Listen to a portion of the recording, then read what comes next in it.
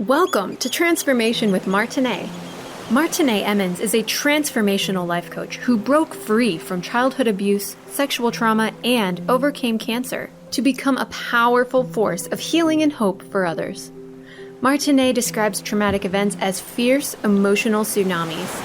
They can leave impending doom and destructive tidal waves of emotions that hit you when you least expect it. Martine helps her clients dive into the depths of their trauma and pain as she stands fiercely advocating for them to shine a light on those experiences and find the lesson in the pain. She serves as a beacon of hope that guides you to see the strength, lessons, and purpose that can be born from the pain. You can feel alive with purpose again when you awaken your dormant strength, step into your power with a sense of peace, and discover a new wave of hope with the right tools and support. Martine and her guests are here shining their lights today through empowering stories of hardship and transformation to inspire you to find hope and to see that there is a beautiful blue ocean of serenity, happiness, and fulfillment in your future. Transformation with Martine starts now.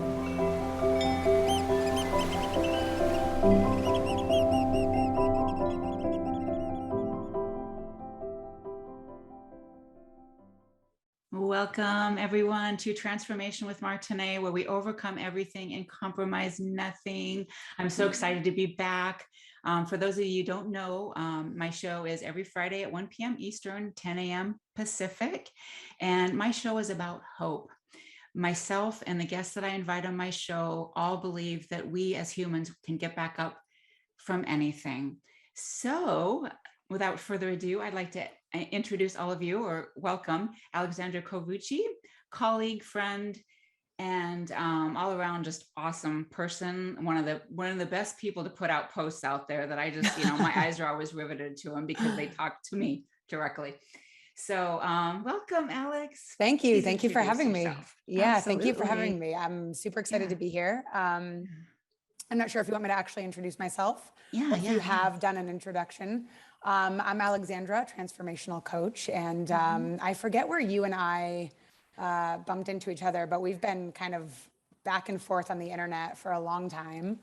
And I don't know the exact place either. We have a lot of people in common. We have a lot of people in common, yeah. But I'm a transformational coach. I work with women leaders, entrepreneurs, coaches, all really about we do like the deep inner work and letting them be seen, helping them emerge in their confidence and integrity and authenticity.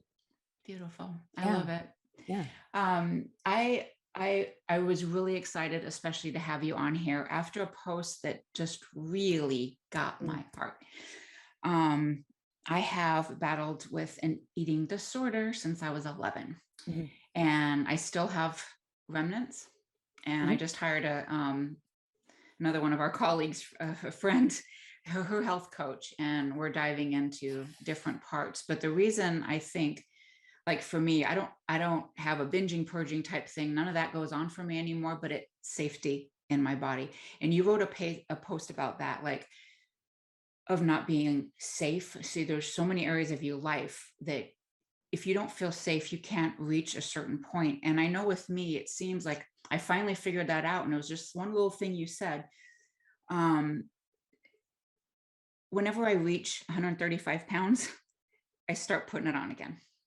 I've never been more than 15 to 20 pounds overweight, but it seems like right when I reach that point, and I know they talk about like set points in the body, but right when I reach there, it seems like I just start finding things like, let's go to ice cream for a second time this week, or let's have more tortilla chips on my salad, or whatever the case. And I thought, I don't feel safe. I know why. But you talked about that, and that really led me on more of a quest. And I know that you, just like me, grew up in a household that wasn't safe. Would you talk to that and how eating disorder happened for you as well?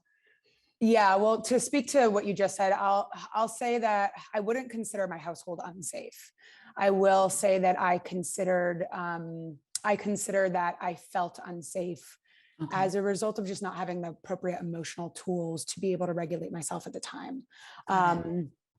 And so, you know, there was addiction in my household. The household itself was a safe place. I felt physically safe. However, as children, we don't know how to regulate, and we don't get all of our needs met, right? Whether it's because we get overlooked, or we get yelled at, or whatever it is. And to give everybody a little bit of context and background, I started coaching through the avenue of disordered eating. I started coaching because I myself, about 10, 11 years ago, maybe now at this point, struggled very, very deeply with my relationship to food. It was probably the worst mental prison I've ever been in my life. And subsequently has been the best freedom I've ever tasted in my life. And through that process, through the process of healing, it was mainly self-healing that I did. It took many, many years. And it was what led into my desire to be in the coaching space and helping other people get out of this horrible dynamic. Through that work, I really started recognizing that so much of all of the work that we do, or so much of all of the places that we hold dysfunction, is really just a lack of safety. We don't feel safe with ourselves. We don't feel safe with our bodies. We don't feel safe with food. We don't feel safe with money. We don't feel safe with business. We don't feel safe with being seen. We don't feel safe with, you know, et cetera, et cetera. Yeah. And I noticed that I had done all the things. I had adhered to every diet possible. I had adhered to every way of eating possible. My specific relationship with food, or my specific dysregulation, was I would binge. I would not purge, but I would binge to the point where I couldn't even get out of bed. And so I was using food just to try to regulate myself. And then I would subsequently try to find the diet that would make me lose the weight, because if I lost the weight, then I would maybe feel happy, and I would maybe feel free, and I would maybe feel lovable. And I would write all these different things that we tell ourselves so quickly that we don't even catch it. Right. And I noticed at some point I stopped living my life, and I started living to try to lose weight, to try to do the right thing, do the right diet, do the right way of eating, do the right kind of exercise, do the right this, do the right that. And it took me years, but eventually I figured out, you know, it's not me that's messed up. My relationship to food, however, is not supportive. And I just don't feel lovable. And that's what I have to look at. I don't feel safe. That's what I have to look at. I don't feel worthy. That's what I have to look at. I can't keep looking at food to make me feel those things. Right. And that eventually brought me on the journey of healing. Yeah. Well, you had actually written something about money and overflow, and also about it coming in, and you not think, you know, you thought, well, it was all about like money and receiving a big amount. I thought, oh, that's going to solve all your problems too. But that wasn't the case. It was more of just being okay, just right where you are. That money is not going to solve everything, no more than being at the perfect weight is. Right. Yeah. I think I remember the post you were talking about. I had a large influx of money, and I recognized nothing feels meaningful. And that to me was an indication that I'd been putting my meaning in money. Yeah. And that is when I recognized it's time to reevaluate. And so I believe there's a lot of things that are giving us the opportunity to reevaluate.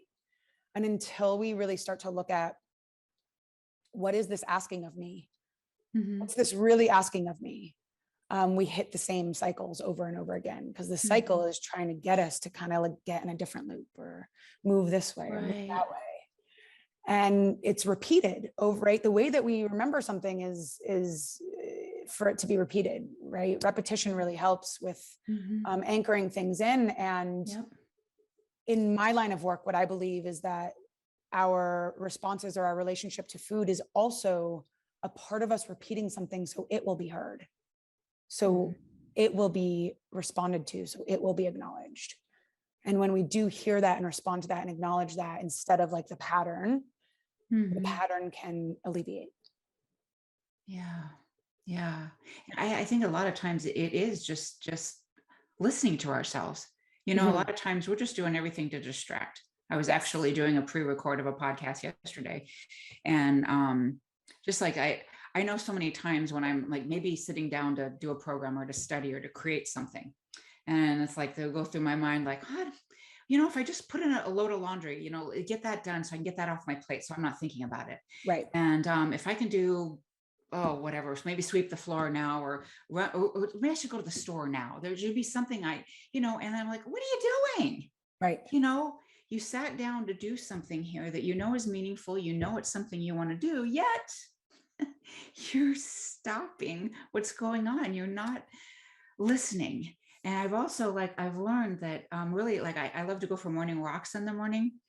And a lot of times I'll put on a podcast or something to learn or to give me inspiration for something. And sometimes it's like my mind is like, but why aren't you listening to me? Yeah. And a lot of times, even in that response, like, what are you doing? Why aren't you doing the work that you love to do? There's even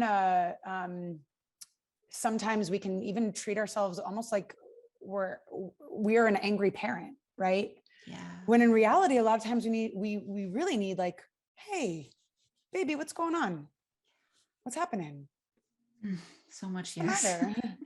Yeah. Hey, what's going on? You seem really distracted, right? We tend to be, and this is where it's so paradoxical and it can be a little bit difficult to start working through this like tension with ourselves, is because we can be the perpetrator while we're also being the victim. Yeah. And until we reconcile with both of those aspects of ourselves, the tension is there. Right. And so I love what you're saying about listening to ourselves, because we so deeply need to be heard on levels that we probably don't even recognize. Right. Yeah. Oh, man, I know. It took me a long time, and like most of us, especially in this field, right, that just to be worthy enough to be heard, because we probably weren't as children or whatever. We weren't heard. We weren't paid attention to. I know I was put off to the side quite a bit myself. And I'll even catch myself. I was just before the podcast, I have to get my dog out. She doesn't want to do what she's supposed to do. Right. And I'm like getting like worried. And it's like, just relax. If she ends up staying out there for an hour, she does. It's okay. Right. Don't rush her. She's just a little girl here, little dog. Yeah. Relax. Yeah. So we're going to need to take a break, but I would love to talk a little bit more about just talking to ourselves kindly, because we forget. Yeah, totally. And so anyway, we will be right back, everyone. Thank you so much for tuning in.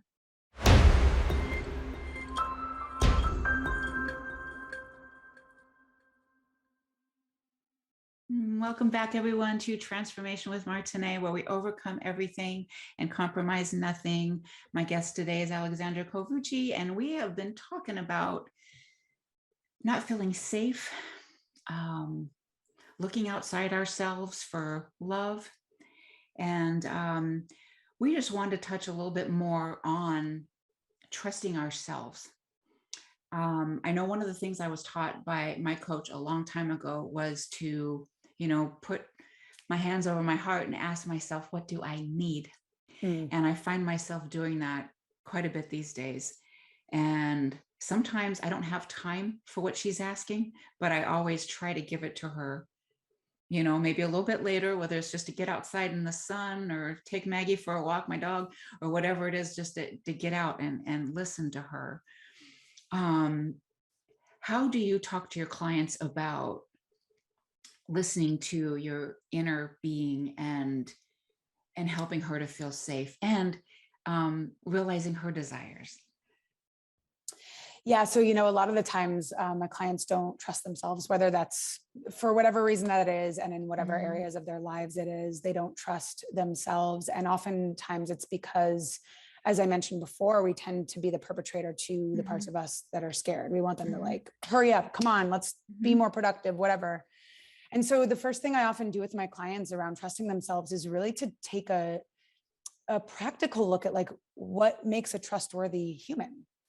We tend to dive right into this, like the emotional realms, without first setting like a container for ourselves. And so I tend to start looking with my clients around like, well, what makes a trustworthy human? And are you being that to yourself? Are you showing up in those ways that would make you trustworthy, that would make you, do you treat yourself the same way you treat your friends? And if not, let's take a look at why, right? Let's take a look at the parts of you that are aggressive towards yourself, that are kind of demeaning towards yourself, that are mean.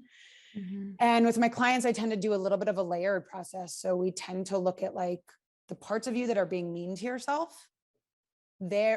One thing that I always tell my clients is that no matter what's showing up in you, it's trying to do something for you. Right. It might just be doing it sideways. It might just be doing it aggressively. It might just be doing it whatever. But everything in us, the part of me that used to beat me up, was trying to get me to do the thing I really wanted to do. It was just doing it in an abusive way, right? And so I kind of take a layered approach with my clients, whereby we look at like, well, what is a trustworthy human? And then we look at, well, what parts of you are not doing that? What parts of you are perpetrating? What parts of you are being aggressive? What parts of you? And then we look at like, why? What's going on with them? What are they protecting? What are they afraid of? What are they trying to control? Right? Like because all parts of us need our love, even if they're parts of us we don't like, and especially the parts of us we don't like, right? So we look at the gatekeepers. We look at like the parts of us that are like, no, we don't deserve what we want, right? Like all the more like loud, aggressive parts. And we get to know them. We really start to show up lovingly for them.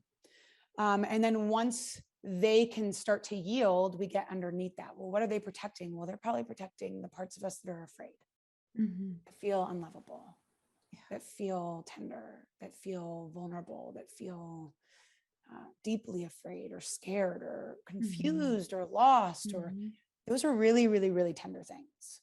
And so for those places to trust us, we have to first get to them. And to get to them, we have to let their gatekeepers trust us. And to get to them, we have to listen and love them and understand them and have compassion for them. So a lot of personal development, I've noticed, and this is for a long time, certain things didn't work for me. They didn't land for me. I didn't really fully understand it. Intuitively, they felt off. A lot of the time, we're trying to go too fast, too soon. For our nervous systems. We're trying to be like, I read this in a book, I should be able to change it overnight. Right. But it's almost like, when we're intimate with another human being, if we go too fast, too soon, they're like, whoa, back off. Right. But we do it with ourselves. We kind of end up pushing ourselves to go faster when we would never do that to somebody else. We would never treat somebody else like that. And so it's really a layered approach for my clients at looking at like, if we can't get right here all the way to the core emotionally, we got to take a look at like, let's love your protection mechanisms. Let's understand them. And then, let's communicate with them. We start with like, let's just take inventory. Who's here? Who's here? What thoughts are you having? What parts of you are active? And that in and of itself, the listening process in and of itself, the acknowledging process in and of itself begins to develop the trust, because we can't trust someone who's not hearing us. We can't trust someone who's not looking at us, who's not listening to us, who's not acknowledging us, who's not creating a safe space for us. And so the whole process of trusting ourselves, for myself and for my clients in the way that I work specifically, is really hearing and acknowledging first the parts of ourselves that aren't hearing and acknowledging us, right? And then bringing it down to more and more levels. And that ultimately creates sustainability. It creates like a robust relationship whereby it's not just to get ourselves to do something. That's manipulation. Right. It's not just to get ourselves to heal. That's manipulation. It's because we want to be a trustworthy person to ourselves. We deserve it. We can decide to have that. Right. And when we show up like that, it resonates it resounds on multiple levels. Mm-hmm. Yeah, that's so like soothing to me what you're saying, because I know, like you, I just thought, well, why can't I get this? Like, why are all these other people like they got it? What is going on here? And I know it took me a long time to realize like that my mind, body, heart, we're all connected here. I always thought of my body as just something separate. I probably why I didn't care for myself the way I should, because it just seemed like just that part of me, like hips are too big and that kind of thing. So that's not me, but it is. Right. And my body was trying to communicate with me for so long. So like, if we weren't being kind, and if we're not listening, even going for a walk, why would it listen when we're trying to say, I love you in the mirror, doing mirror work or something, telling yourself you're awesome, you're good. It's hard to believe that. Right. It's hard to believe that because we don't believe it. And we have to gain our trust enough to believe it. Yeah. And so if we're not believing it, it's probably because some part of us does not trust us. And that's the thing. The trust safety is very big. Yeah. Yeah. Yeah. I think it just really didn't make sense to me until I really started putting my body with my head and heart and mind, that it started making sense. Because like a lot of what you're saying, like looking at those parts of ourselves, it almost makes you feel a little crazy. Like you've got split personality, or, some major mental disorder. Well, it's not really like that. I mean, we did create parts of ourselves to manage, right? But it's not crazy. It's protection. Yeah. And, all mental disorder, like multiple personality disorder, it's like a spectrum, right? We all have multiple personalities. Sure. Multiple personality disorder is just like the extreme end of the spectrum. Right. We're all somewhat self-involved or like quote unquote narcissistic, right? Or we all have traits. Narcissism disorder, right? Narcissistic personality disorder is an extreme end of the spectrum. And so I often like to say, like, it can be scary to look at these things in ourselves because of, the DSM-5 or whatever. But especially with personality disorders, everything's on a spectrum, and severity is just that. It's severity, right? Whereby we talk to ourselves anyways, which is like multiple personality, right? We talk to ourselves anyways. It's just how are we talking to ourselves and what parts of us are interacting. Right. But you're absolutely right. It does feel crazy. When I started doing this work a few years ago, I was like, am I going, should I be admitted? I don't know. Exactly me. Yeah. So, man, but at least we can like smile about it now. We know that, I mean, if you look at it the whole way you said, it was much better said than I did. It's like, there's all different parts, and we're all at different levels of, a little crazy. I mean, we all are to a certain extent. And you spoke about like beating yourself up instead of being kind, like, like we call it, and we do have mutual communities here, like the self-abuse room, right? Boy, did I spend a lot of time there. It's like, I didn't treat anybody else like that, but it was me that I just like, God, just heavy hitting. Cause I know there was a time where, where I realized that, my dad isn't beating me up anymore. Why am I doing this? Right. Why am I doing the same thing that didn't happen? Because I didn't feel worthy. I didn't feel like I was worth anything, because I wasn't listened to and I wasn't stood up for. But then I just thought, you know what? The further I got into the work, it's like, hey, I'm not there anymore. I'm okay. I got me. I can take care of me. Yeah. And so much of this work is becoming the mom and the dad we didn't have, or the caretaker we didn't have. And embodying for ourselves what we wish we had because we deserved it then and we deserve it now. And it almost becomes our responsibility to become that caretaker, that mom, feminine energy, nurturing, that dad, masculine energy, like structure, right? and to integrate and embody that to kind of guide these painful parts of us or these wounded parts of us to become healthy. Yeah, absolutely. Yeah. We're going to take a break in a minute, but what led you on the first part of your journey? I recognized I was like emotionally dying to try to lose weight. And I mean, as you can tell, I kind of have a brain that's pretty intricate. And so I just started, I have the kind of brain I'm grateful for that asks, why is this going on? Right. I just want to figure it all out. And I knew that wasn't right. And I couldn't figure out why I was doing that. And so I got started. Yeah. I relate, because I think actually what makes us good coaches is we're curious. And we're willing to dive into ourselves in order to help others. Like they say, we can't ask anywhere to go where we're ask any of our clients to go where we're not willing to go. Right. Right. So where can people find you before we go? They can find me mainly on Facebook, Alexandra Covucci. There's not many of them out there. There's only one, I think, and Instagram at Alexandra Covucci. Awesome. Okay. We will be back, everyone, in just a little bit.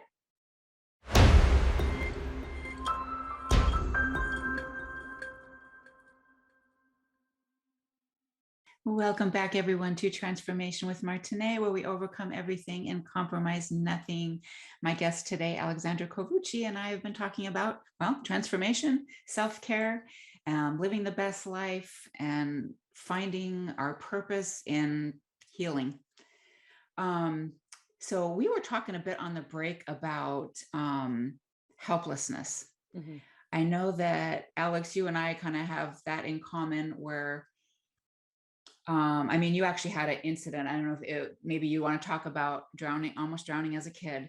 And I know for me, Mom, like always like wanting that knight in shining armor and someone to save me came from the fact, I know full well, that I was put aside when the first man that took advantage of me, it was ignored. Nobody did anything. And I think that's when I kind of thought, well, I'm not important. So I was always like looking for someone to just take care of me or to stand up for me or to be there for me. Yeah. What do you think in regards to that and your journey? Yeah. So, I'm always looking at, it can be really robust when you start looking into yourself and your patterns and your your shadows and all this stuff. And it can be really, really confusing. One of the things I often tell my clients is look at the things that are directly impeding on where you want to go, right? Because those are the most pressing, those are the most important. And I noticed that for me, in whatever I happen to be working on in the last couple of years, I noticed that there was a part of me that just wanted somebody else to do it, really. Somebody else to save me, somebody else to is like kind of energetic, like I just want someone else to take care of me. And I noticed it would kind of, that part of me would deter me from doing things alone or would deter me from whatever it was. I knew well enough that this was going on, that I finally decided to live alone for the first time ever in my life. I'd always had either a lover or my ex-fiance or a roommate or someone that was there, a friend. And I decided to live alone for the first time in my life, which is an experience in and of itself when you're spending this much time with yourself, like, whoa, this is what I'm like, when nobody else is here. And I noticed, I was working on this dependency specifically, and I had a fleeting memory of when I almost drowned as a child. And, I work with the nervous system a lot with my clients. And so we do go into the body a lot.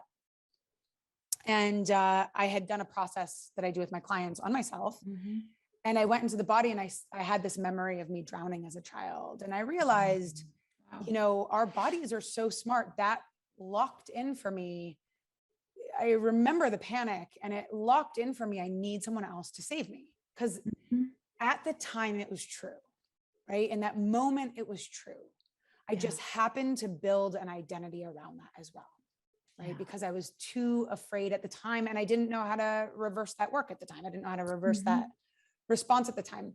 And so a lot of times we notice like the identities we have or the patterns we have are simply like a built out response that we had when we were younger, right? We build on top of it and it compounds itself. And so I found that was kind of my body locked in this idea that like you need someone else to save you, which usually at the time that it happens is true, right? Or like it's not safe right now. That might be true. Or like I needed someone else to save me. That's true. What happens is when we build a whole self off of that, because we didn't know how to regulate, that's when it starts to mess with our lives as adults.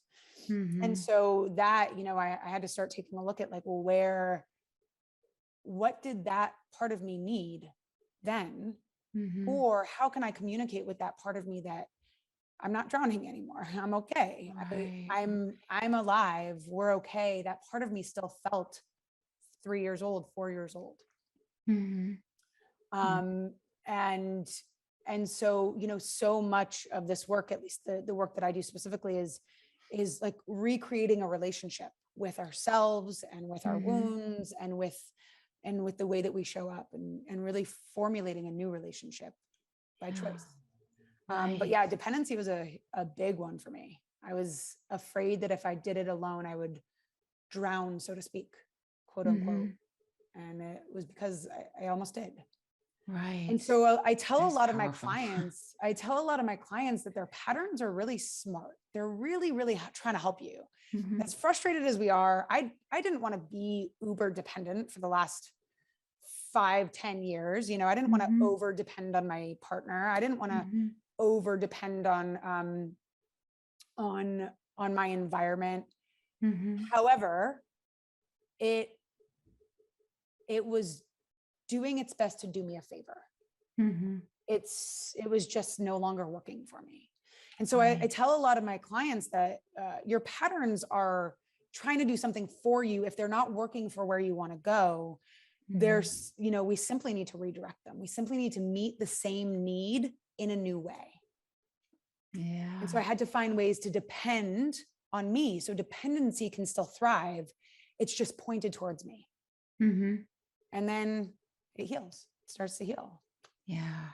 Oh, that's really powerful. I feel really hot right now just to be authentic and vulnerable. I feel all this to the core. Yeah. Does it resonate with your story of dependency? Yeah.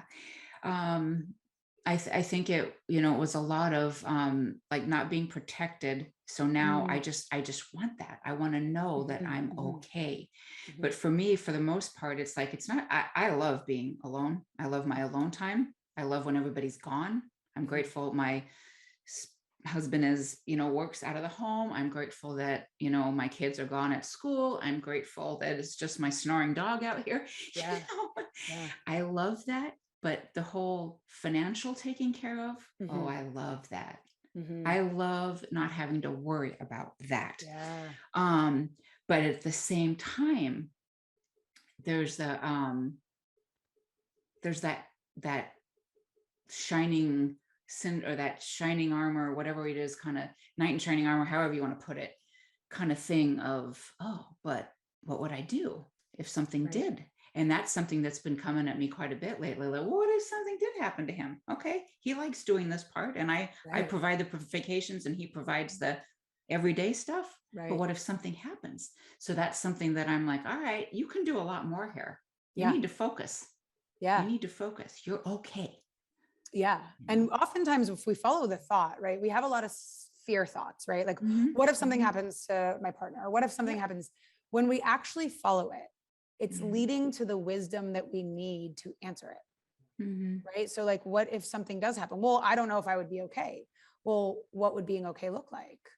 Right. Well, it would look like, right. Like when we follow the thought down, we often find the very thing we need from ourselves to answer the question. Sometimes it's just scary. Yeah, scary. For sure. Yeah. For sure. So how is it on your own now? How do you feel now? I love it now. It took a few weeks. It was really, really hard to acclimate. Like I was distracting a lot. I was like, I need to scroll. I need to this, I need to that. And the thing is, none of these things are bad per se, right? Again, they're trying to meet a need. So like, I didn't feel safe alone. So I often also tell my clients, if you're going to do the pattern you don't like, at least choose it and do it consciously. So like, I knew that this was going to be a big task for me. So I was like, you know what? Cool. I need to distract myself today. Like it's just too much too soon. I need to distract myself today. I'm going to distract myself today. Or cool, I'm going to call my friends and have them stay for a couple of nights. Cool, right? I gave myself this pace that I needed to work through it, which is incredibly important. And now the more and more I do, it's still a little uncomfortable to be alone because I'm like, how do I fill all this space? I'm usually talking to people. What do I do? Yeah. But I also love it. And I find a new level of respect for myself and a new level of safety with myself that I just didn't have before. And so I love it. It's cool. Yeah. And I love what you said about the conscious decision, because some days, like we were talking about on a break too, it's like, some days I just don't want to do this. Yeah. I don't want to work on me. I just don't. Yeah. So I'm going to, and that can also go to the whole like food thing. Well, yeah, maybe eating a big crumble cookie isn't the best thing in my interest. However, today I want it and I don't care. Right. And it depends on what interest, right? It depends on like, what interests are we talking about? If it's like mental stability, maybe it is the best in the best interest. Right. And yeah, so I truly believe we're always trying to guide ourselves to our best. Sometimes it just came out dysfunctionally and we just need to work with that. Yeah. Completely And agree. knowing it's okay. Absolutely. Just to step back and say, you know, today I'm just not. Absolutely.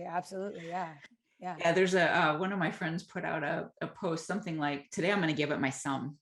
Yeah. And that's how I resonate with that some days for sure. Yeah. The personal development industry is kind of built around type A personalities where it's like, do it all, do the thing. But realistically, not a lot of our nervous systems are type A, right? A lot of us need titration, which is like a little bit, a little bit, a little bit, a little bit. Yeah. And that works better for a lot of people. For sure. So we're going to take a break in a minute, but you were awesome to offer a free session, 30-minute session to whoever calls. What do you think, Alex? 1, 2, 3, first through third, or which one? First. What number? Let's do it. Okay. Let's get on it. Okay. You know what? I'll offer the first three people. Oh, I'm cool. happy to offer a session. Yeah. Okay. So for the first 3 callers, just please give your information to our wonderful producer, Malia, and she'll pass it on. And you'll have an awesome session. So we'll work on integrating some stuff. Yeah. Yeah. We'll take a break and we'll be back in just a few.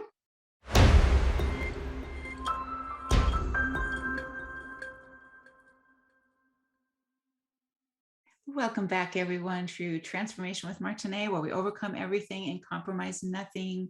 My guest today, Alexandra Covucci. We've been talking about transformation and, oh man, finding what haven't we been talking about? Yeah, okay, that's the way to say it. We've been talking about body, money, dependency. We've been talking about it all. Safety, everything. Yeah, this has been a good conversation. Yeah. So Alex, what would you say to, as we end our show today, what would you say to someone who maybe you met at Starbucks or one of your favorite hangouts, wherever you were, and maybe they hear a bit of your conversation, or I don't know, take a peek at something you're writing. What would you say to them that just like, gosh, I'm at a stage of my life where I know I need to make some changes, but I'm just not really sure what to do. And I feel a little stuck. I would say, here's my number. No, I would say, I would probably say, first of all, that feeling is most likely you calling out to yourself. So I know it feels bad, but it's probably a really good thing, right? I know it feels terrible and it's probably trying to get your attention. And then I would probably say what wants to be paid attention to is the next step. What's in there? What needs to be heard? What needs to be seen? What needs to be listened to first? We often have a lot of dialogue with ourselves that is just habitual. Yeah. Right? Like we cycle around the same thing over and over. And in reality, we're so vast and we're so robust and we have so many different needs and we have so many different desires. And if somebody was feeling really, really stuck, I would probably say to start in the place where there is the most tension, because there in that there is the most desire for relief. And relief in this case is often us meeting our needs, us hearing ourselves, us looking right at ourselves in the places we don't want to look. And so a lot of the time people hate that they feel stuck or hate that they feel this. And to me, it's just like a beacon that's trying to call out. It's just like, listen to me. And the more that we turn towards it, the more we can start to resolve it. And so whatever it is you don't want to turn towards, can you lean in a little bit more, even just a tiny, tiny bit, and see what happens? Oh, I think that's perfect. It also makes me think of, those of us that are in personal development, like you and me, and a lot of people in this industry. What do you do, and what do you tell your clients to do when you get to a place like, oh gosh, crap, here I am again. Why is this coming back up again? Yeah. So I always say that's normal frustration, right? Like we don't want to have patience with ourselves. We want to be better, right? First of all. Second of all, the things that typically when we're not having patience with ourselves and we're like, why am I here again? Why am I here again? We are not connected to the part of us in pain. Because once we are connected to the part of us in pain, we know why we're there again, and we have compassion for it. And when that happens, the frustration actually melts and we start to actually think about the way forward. And so I often tell my clients when they're feeling this, like, why am I here again? Why am I here again? Why am I here again? What that is typically is a lack of connection. It's almost like, let's say there's like an abused animal in a corner of your house in a dark room. Your wounds are like that. If we open the door and we're like, come on, go outside, right? Like that animal's gonna be like, oh, I don't want to go out. Like that's scary to me. Yeah. Right. And so the places that we push ourselves or get most frustrated with ourselves, that's often a call for like radically becoming patient. And so what do you do with an abused animal? You sit down and you wait. Right. For them to trust you. You sit and you wait. And so my clients and I often work on, it's valid to be frustrated, but we often work on relaxing into the tension to find the patience and to find the connection with the part of us that's hurt and wounded and scared. Because that needs us to instead be like, why are you scared again? It needs us to be like, oh my gosh, of course you're scared again. You went through this so much as a kid. Yeah. What do you need?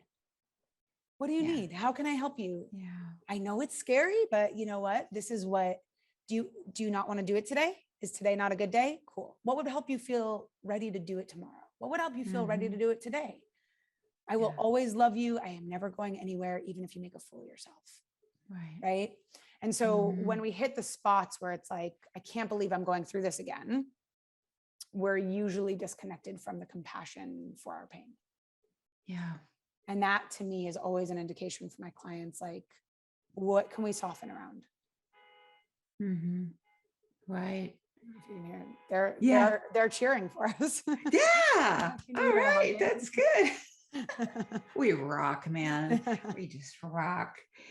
On that too, I do you find that for you and your clients, I know for me and mine for sure, that it's often too when we're like getting ready to do something bigger. Like when I decided to do this podcast, it scared crap out of me. Oh yeah. Because it is live. When I do the pre-records, I'm not nervous at all. Oh, but yeah. I often am now live because it's like, okay, I'm up leveling. So it's, yeah. these fears and all this stuff starts coming back in. Yeah. Yeah. We try to keep ourselves contained in the capacity we already God, know. Yeah. Right. And so we're always we call it our comfort zone, but it's Mhm. really the capacity that we have. Yeah. I know I can handle this. When we Yeah. start to go outside of what we know we can handle, we have to start being okay with uncertainty, losing control, right? Like all these things that don't feel safe. And so that's when all of our wounds show up again, because they're like, no, not again. I don't want to do this again. I don't want to feel unsafe. I don't want to feel this. I don't, right?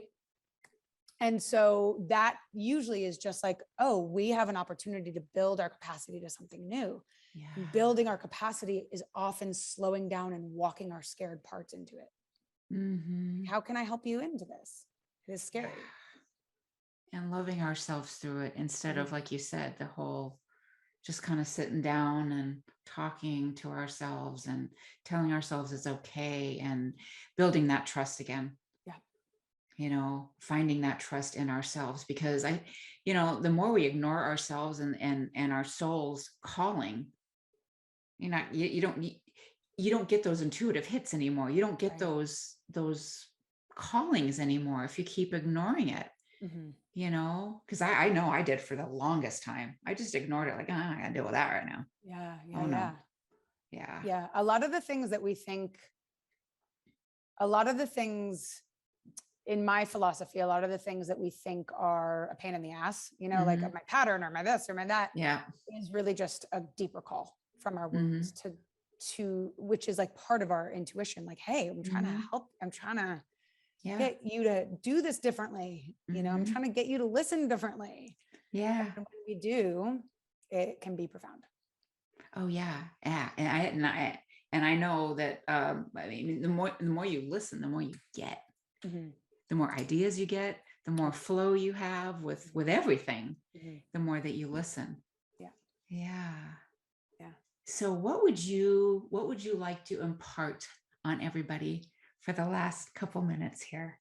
I would probably say that I truly believe that wherever you are and whatever you're stuck in, there is a way through, even if you haven't found it yet. And even if it's in a way that you haven't thought of yet. I will also say, for those struggling with body or self-loathing or anything like that, I will say, I truly believe, especially with, body and food and all that stuff, I truly believe freedom, real freedom, not just like the right diet program or like adhering enough, real freedom actually exists. And I truly, truly, truly stand by that. And it can be yours. Yeah. That's good. That's good. And please, everyone, take that to heart, because it is possible. Yeah. It is possible to have freedom in every area of your life if you take the time and you're kind and gentle. Yeah. I thank you so much for being here. This has been awesome. Thank you for having me. Yeah. Thank you for having me. I appreciate it. Absolutely. Thank you again, everyone, for tuning in to Transformation with Martine. Join us every Friday live at 1 p.m. Eastern and 10 a.m. Pacific. And we'll see you next week. Thank you. Thank you for listening to Transformation with Martine. Did listening today spark a sense of hope and possibility? Hold on to this feeling and tune in every second and fourth Friday at 10 a.m. Pacific for more inspiring conversations with Martine and her guests. They will show you there is hope, and you are right where you need to be.